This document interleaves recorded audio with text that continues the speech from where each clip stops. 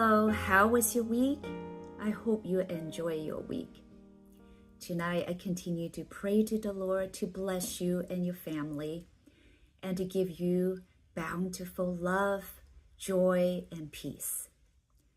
Tonight, we're going to study chapter 34 of Exodus. Let me start reading verse 1. The Lord said to Moses, "Chisel out 2 stone tablets like the first ones, and I will write on them the words that were on the first tablets, which you broke. Be ready in the morning, then come up on Mount Sinai. Present yourself to me there on top of the mountain. No one is to come with you or be seen anywhere on the mountain. Not even the flocks and herds may graze in front of the mountain." So Moses chiseled out 2 stone tablets like the first ones and went up to Mount Sinai early in the morning as the Lord had commanded him. And he carried the 2 stone tablets in his hands. So in this passage, God wanted Moses to chisel out 2 stones like the first ones that he had broken. The Israelites were unfaithful to God. They broke their covenant with God in choosing another God to be their leader, the golden calf. You remember that from last chapter? And Moses was angry. He broke the 2 tablets symbolizing the broken covenant the people made with God. Now the Lord told Moses to chisel another 2 tablets so he could replace the ones he had broken. This indicates God had forgiven the people and he'll reinstate the broken contract or covenant. Besides re-establishing the broken covenant, we also see God was anxious to make ready the tablets of 10 commandments to guide the people because they had strayed away. They needed guidance. The commandments would eventually be placed in the Ark of the Covenant, the box, remember? The chest in the Holy of Holies. And it is important, and God wants to put it in there because it will be the center of the Israelites' life. God gave instruction to Moses again that no one is to come up to the mountain with Moses, not even the animals, just in case they wander off and graze at the mountain. The whole mountain became holy because of God's presence, and everyone must keep away except Moses. In this passage, we also observe God involving man in his work of deliverance. Moses chiseled the stone. Moses climbed the mountain early in the morning. And this is what a scholar named James K. Bruckner said. God integrated human endeavor and friendship into the recreation of the people. You think God is still doing it now? Now, the following verses, God revealed his glory. In another word, he revealed his character as Moses had requested earlier in the last chapter. Let's read verse 5. Then the Lord came down in the cloud and stood there with him and proclaimed his name, the Lord. And he passed in front of Moses proclaiming, the Lord, the compassionate and gracious God, slow to anger, abounding in love and faithfulness, maintaining love to thousands, and forgiving wickedness, rebellion, and sin. Yet he does not leave the guilty unpunished. He punishes the children and their children for the sin of the parents to the 3rd and 4th generation. These verses are very important. They are the heart of the entire book of Exodus. Yahweh's character or his identity was the basis of Israel's continued existence as a sinful but forgiven people. These verses functioned as a confession of faith in God and highlights God's redeeming work throughout the Old Testament. One would expect a blinding light and earthquake, right? When the Lord came down in the cloud. But it is barely noticeable in the passage. God's visible great glory was not described here, but rather the glory described here is about his relationship to his people and his character. He is the Lord, and he is compassionate. The Hebrew word for compassionate is from the same root word as womb. And the word means to be soft like a womb. It means God's compassion is like the soft compassion of a mother for her child in the womb. And also that God declared that not only He is compassionate, He's gracious. God's grace means that the Lord often acts generously, giving gifts freely without asking for anything in return. God also wants His people to reflect His character, to be gracious. If you recall a few chapters back in chapter 22, God instructed the people to treat their debtors kindly. In that passage, God said, if you take your neighbor's outer garment as a collateral, return it to him by sunset, because his outer garment is the only covering or blanket he has for his body. What else will he sleep in? When he cries out to me, I will hear, for I am gracious. So also the New Testament refers to God's grace as the source of Jesus' incarnation. You could look at it in Luke 2:40, John 1:14-17, Romans 3:24, and many more. Because of God's grace, He gave His Son to us so we can live eternally. God is gracious. Another one of God's character is He is slow to anger. The Hebrew idiom burned with anger is literally nostril burn. So anger is literally translated as nostrils burn.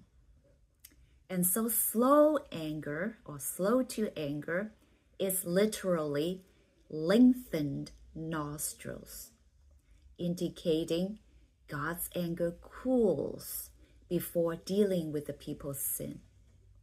God's anger is always in response to human sin. He is provoked when people destroy God's beloved creation, especially when it involves self-destructive sinful actions. The Israelites complained frequently, but God was patient, slow to anger. Even when they sinned against Him by worshiping the golden calf, He forgave them and continued to be their leader, protector, and provider. And the fourth characteristic of God is He's abounding in love. In Hebrew, the word love is K-H-E-S-E-D. But the meaning is more than generic love. Steadfast is a better translation, but this love, K-H-E-S-E-D, is even stronger than that. Unrelenting and reliable love is closest to its meaning when God is the one loving. And the fifth characteristic God's declaring here is He is abounding in faithfulness. It means He is completely reliable and trustworthy. Sixth characteristic of God, maintaining love to thousands. This is better translated to 1,000 generations. God is maintaining love to 1,000 generations. So God maintains or He guards and protects this love forever. And verse 7 did not just stop there. God forgives what? One of his characteristics is he forgives wickedness, rebellion, and sin. The use of the three major words for sin, emphasizing that God is willing to forgive all kinds of sin or sinners. Eighth characteristic, even though God forgives, but there are enduring consequences. It is the reality of life that there are consequences for repentant and forgiven sinners. Forgiven people live with the consequence of sin of others or their own forgiven sins every day. Some kinds of sin have consequences even last a whole lifetime and beyond into the lives of children and grandchildren. God's forgiveness may restore right relationship with him, but the consequences for human relationships are tricky. So if we were to translate the verse literally, instead of he does not leave the guilty unpunished, it would be he's certainly not clearing the name or reputation or removing the ongoing negative impact of sin. God does not add punishment, but the ongoing impact of wickedness of the fathers can have a negative effect upon his children and even grandchildren. Forgiveness does not remit all consequences. Now let's read on to verse 8. Moses bowed to the ground at once and worshipped. Lord, he said, if I have found favor in your eyes, then let the Lord go with me. Although this is a stiff-necked people, forgive our wickedness and our sin and take us as your inheritance. Moses immediately accepted the revelation and the offer of forgiveness. In worship, he repeated the Lord's promise as a petition. He did not doubt the Lord's offer that he will go with them. He repeated it as a confirmation. In the second part of his petition, Moses petitioned God to forgive and pardon the people. If we use the Hebrew meaning to paraphrase this sentence, it would be, please apply your commitment to be a forgiving God in this particular case of the golden calf. As we shall see later in the following verses, the Lord's answer is an implied, yes, I will. Verse 10. Then the Lord said, I am making a covenant with you. Before all the people I will do wonders, never before done in any nation in all the world. The people you live among will see how awesome is the work that I, the Lord, will do for you. Can you see the yes here? God is also renewing the covenant he had earlier made. But this time, the covenant is placed on a new understanding. God forgives. God is faithful and his promise stands, so the future of the people is secured. The verse also said, God will do wonders. The same word was used for the plagues that fell on Egypt. But here, wonders probably refers to the kind of miracles God performed during the wilderness wandering of the people, and also the conquest of Canaan, the promised land. I don't know whether you notice in this passage is that God is the initiator and the promise maker. I am making a covenant. I will do wonders never before done. And what is God's reason in remaking the covenant and doing wonders? After the golden calf incident, the Lord was reminding the people that He is the true God. He is not an inanimate God. He will continue to do amazing work for his people. Now, verse 11. Obey what I command you today. I will drive out before the Amorites, Canaanites, Hittites, Perizzites, Hivites, and Jebusites. Be careful not to make a treaty with those who live in the land where you're going, or they will be a snare among you.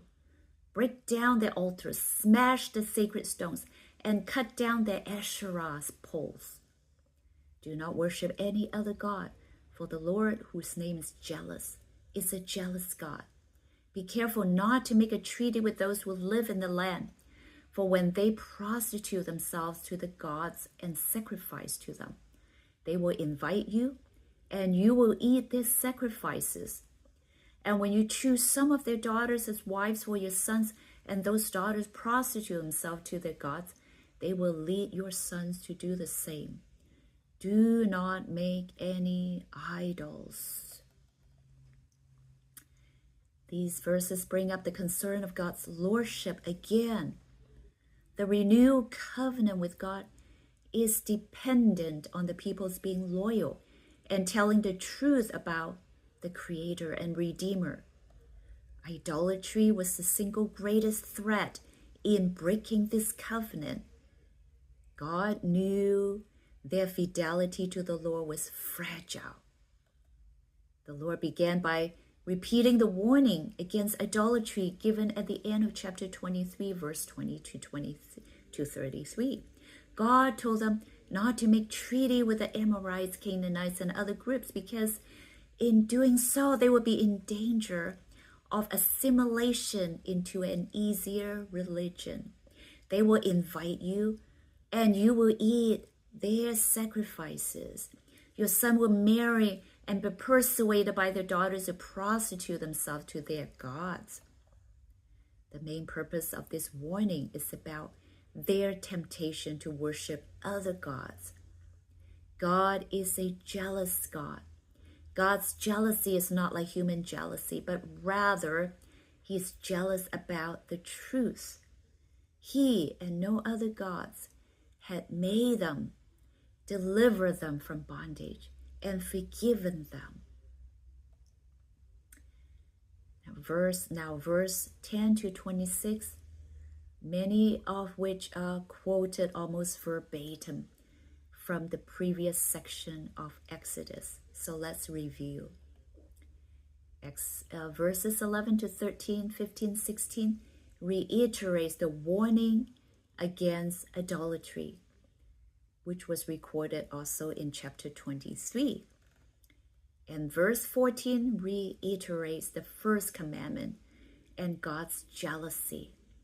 And this was also recorded in chapter 20. And verse 17 reiterates the second commandment against idols. And this is back in chapter 20, verse 4. Now let's go on to read verse 18. Celebrate the festival of unleavened bread. For 7 days eat bread made without yeast, as I commanded you. Do this at the appointed time in the month of Aviv, for in that month you came out of Egypt. The first offspring of every womb belongs to me, including all the firstborn males of your livestock, whether from herd or flock. Redeem the firstborn donkey with a lamb. But if you do not redeem it, break its neck.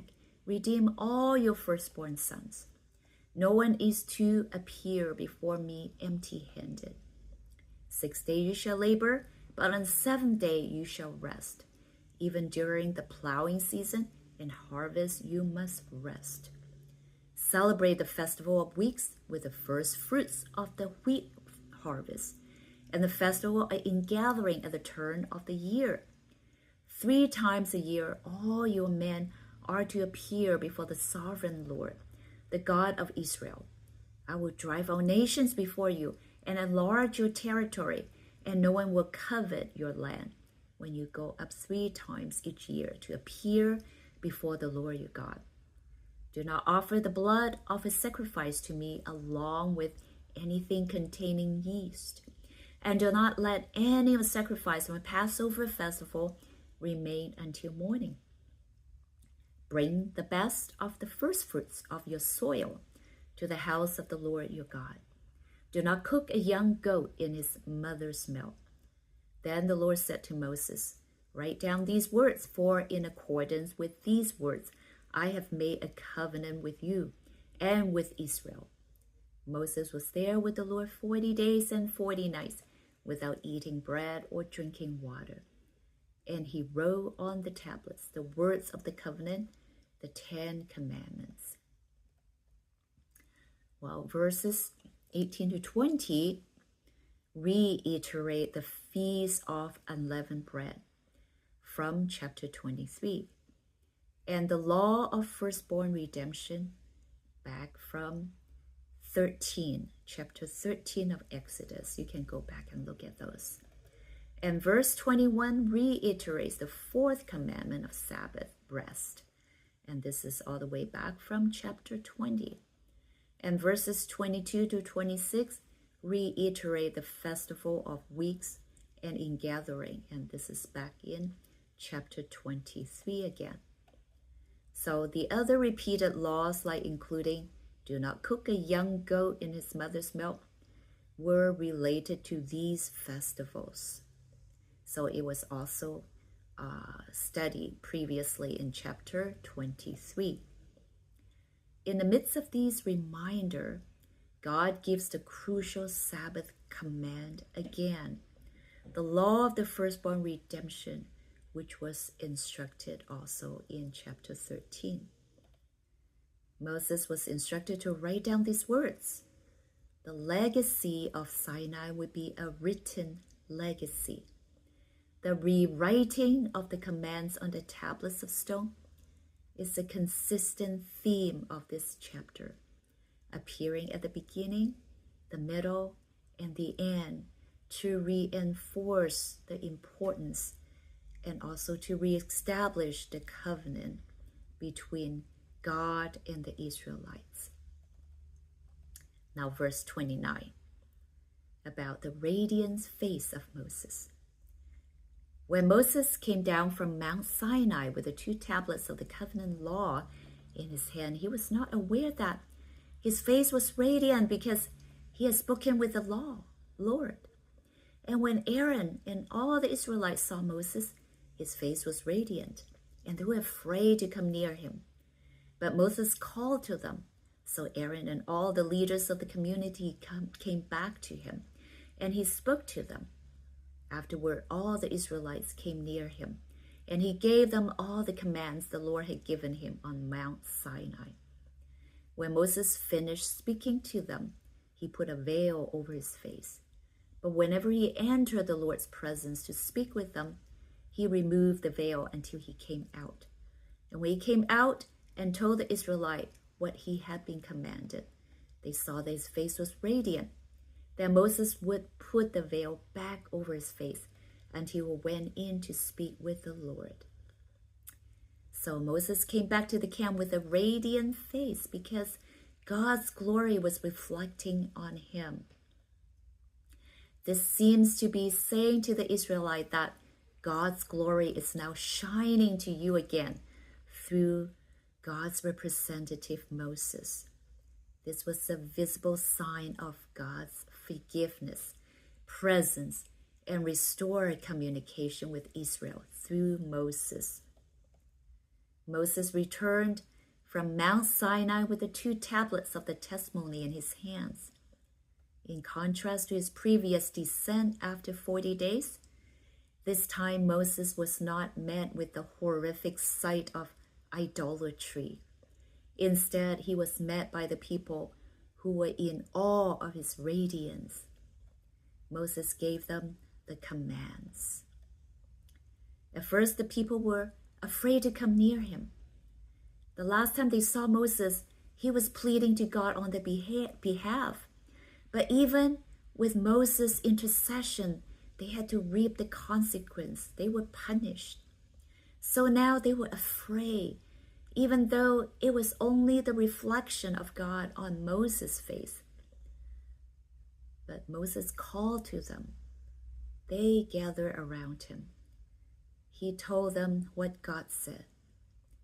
They were restored. And the text mentioned Moses' radiant face 5 times. He was not aware of it.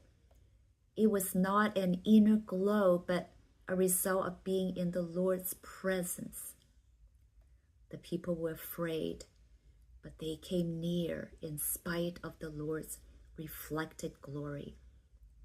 Moses eased their fear by covering his face with a veil when he spoke to the people.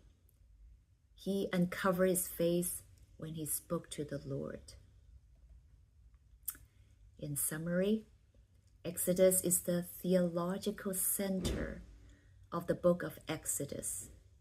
The stone tablets with the 10 commandments, which Moses broke in anger in the last chapter, are remade. The Lord proclaimed the divine name with the full description of who he is in the world. God responds to the golden calf crisis by promising to be a forgiving God in their midst. The Lord then describes how this forgiveness would function. The passage reiterates laws from the book of the covenant and the 10 commandments. Finally, we see the glory of God revealed in Moses' radiant face. There was a resolution of tension in this chapter. This multi-layer narrative not only tells us about God's mercy and faithfulness, but it also confronts sin as sin. God then provides detailed instruction again to show his transcendence and his persistent desire to be with man. God is wonderful, isn't he? Happy Sabbath.